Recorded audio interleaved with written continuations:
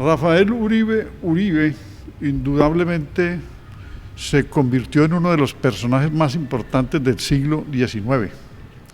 Si vamos a organizar una galería de personajes importantes del siglo XIX, está Simón Bolívar, el general Santander, Tomás Cipriano de Mosquera, José María Obando, José Hilario López, Manuel Murillo Toro, Rafael Núñez y Rafael Uribe,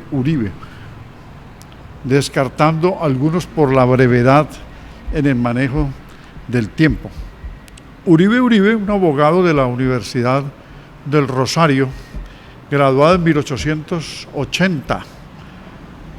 Luego se convierte en lingüista, gramático, como fueron muchos gramáticos del siglo XIX que llegaron al poder o que medraron alrededor del poder, como Rufino Cuervo, Caro, el mismo Núñez.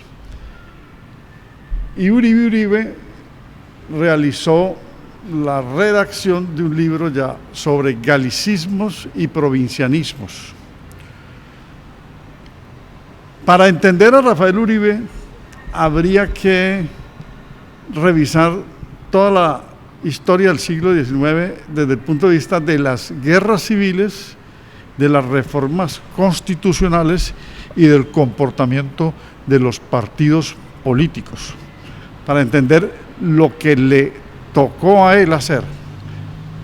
Vive desde mitad de siglo, ¿sí? Nace en 1859 y muere en 1914. Entonces le corresponde en su evolución ya como adulto, una época en que Colombia no había salido del lastre de la economía colonial y de todos los fardos que el colonialismo dejó. Y le corresponde una etapa de transición hacia el siglo XX y enfrentarse a transformaciones y convulsiones sociales, sobre todo a 4 guerras en las que él participó. La guerra civil de 1876, donde estuvo en la batalla de los Chancos y fue herido, apenas tenía cerca de 17 años de edad. La guerra de 1885, también estaba muy joven, pero allí ya le corresponde enfrentar al poder, siendo que él pertenecía al Partido Liberal, el Partido Liberal estaba en el poder, pero se había su jefe salido del Partido Liberal, Rafael Núñez, y por lo tanto le toca ser guerrillero. Y de la misma manera tenemos el caso de la guerra de 1895, donde también le corresponde ser guerrillero, y la guerra de 1899, que es la guerra de los 1000 días, ya como jefe de uno de los batallones. En el 95 también fue dirigente de la guerra. 4 guerras civiles. Uribe enfrentó a la regeneración, es decir, al gobierno conformado por Núñez, y más que un gobierno, un sistema político con un nuevo partido compuesto de liberales y conservadores que Núñez organizó, habiéndose retirado y traicionado al Partido Liberal, donde sí permaneció Uribe. Cuestionó Rafael Uribe la Constitución de 1886 por tener elementos autoritarios, porque el complemento que fue la ley de los caballos persiguió la libertad de prensa y porque se gobernó con estados de excepción, es decir, el estado de sitio con represión, mordazas y persecución al otro partido. Fue el único senador del Partido Liberal en el final de siglo, desde 1896, porque el fraude electoral y las circunscripciones que organizaron desde el punto de vista electoral no dejaban llegar a los liberales al poder, es decir, una hegemonía conservadora. Rafael Uribe inspiró a García Márquez para la elaboración del personaje Aureliano Buendía en 100 años de soledad. Un hombre que pierde 4 guerras civiles inspiró al Nobel, que fue el coronel Aureliano Buendía, inspirado en el general Rafael Uribe. Nutrido ese realismo mágico con otros personajes que adobaron la personalidad de Aureliano Buendía.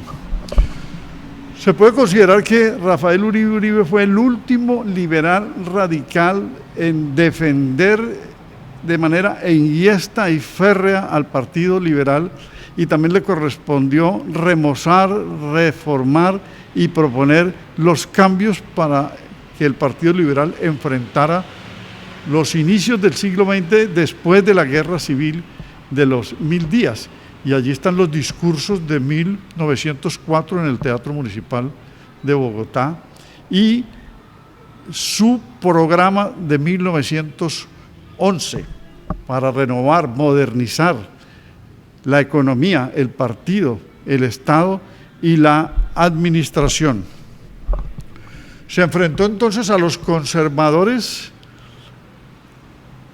nacionalistas aliados con los liberales independientes que se retiraron del radicalismo, y luego aquí es donde veo una, digamos, simbiosis y un aspecto que poco ha sido relatado por historiadores, en el sentido de que, si bien es cierto fue un liberal radical, tuvo que enfrentarse a una especie de frente nacional que fue el Partido Nacional de Liberales y Conservadores.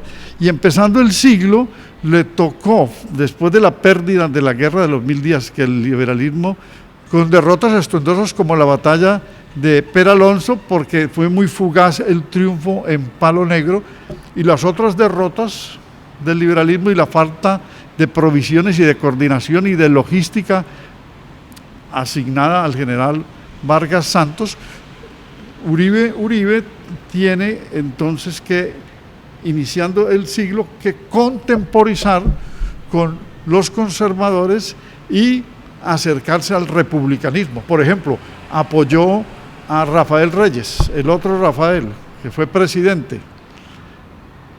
Apoyó a José Vicente Concha, dos hombres que fueron de la regeneración y que en los estertores, pero ya empezando el siglo, se independizaron, y de esa manera también trató de acercarse a Carlos R. Restrepo. Es decir, un segundo frente nacional al principio de siglo con el republicanismo. Y eso hizo que su discurso se ablandara un poco respecto a lo que fue el discurso férreo de 1896 en el Congreso. Realizó más de 30 discursos importantes, pero el de 1896 fue la renovación del Partido Liberal, que no volvió a invocarla de esa manera porque quería revivir toda la raíz del Olimpo radical. Pero plantea en 1904 el socialismo de Estado, es decir, un socialismo desde arriba. Figura que no existía. Lo que estaba hablando Uribe era del intervencionismo estatal para mejorar las condiciones de la sociedad, una especie de socialdemocracia, de un estado del bienestar, porque él fue pionero de la legislación laboral en Colombia, lo mismo que fue un impulsor de la agricultura, defensor de la producción del café y del desarrollo hacia afuera con productos pujantes desde el punto de vista de una economía agrícola bien fundamentada. Rafael Uribe, entonces, al colaborar con ese quinquenio, que eran 5 años el ejercicio del poder de Rafael Reyes, seguramente fue mal visto por los liberales sectarios que quedaban. Lo mismo cuando apoyó a José Vicente Concha, no para pedir ningún cargo, sino para establecer mejores condiciones, sobre todo el movimiento obrero. Impulsó el cooperativismo e impulsó reformas laborales. De pronto los asesinos que lo eliminan a punta de hachazos en la Plaza de Bolívar en octubre de 1914, que fueron los autores materiales, nunca se descubrió los autores intelectuales, fueron instrumentalizados con ese discurso de el apoyo que Uribe estaba dando a unos gobiernos que, si bien es cierto, era una combinación de liberales y conservadores, ya habían moderado la conducta persecutoria que tuvo la regeneración a finales del siglo XIX. Intervino al final de la Guerra de Panamá, por fuera que participó en la Guerra de los 1000 días, para la solución con el Tratado de Neerlandia. No pudo coordinar con Benjamín Herrera antes de la firma del Tratado de Wisconsin, y esto hizo que la negociación fuera más desequilibrada, pero Benjamín Herrera estaba atado por la participación militar norteamericana, es decir, por la invasión norteamericana que le imposibilitó que pudiese adelantar su triunfo, el que obtuvo en Panamá con el ejército, porque ellos querían tomarse el departamento para luego poder construir el canal que había estado concesionado a los franceses. Bueno, finalmente, pues Rafael Uribe, hermano de Heraclio Uribe, el fundador de Sevilla, Valle.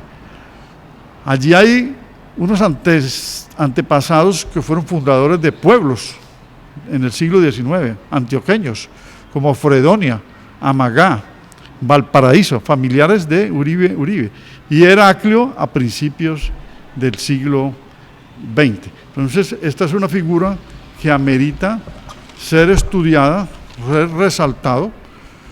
Fundó 3 periódicos y le colaboró a Fidel Cano en la primera fase del periódico El Espectador.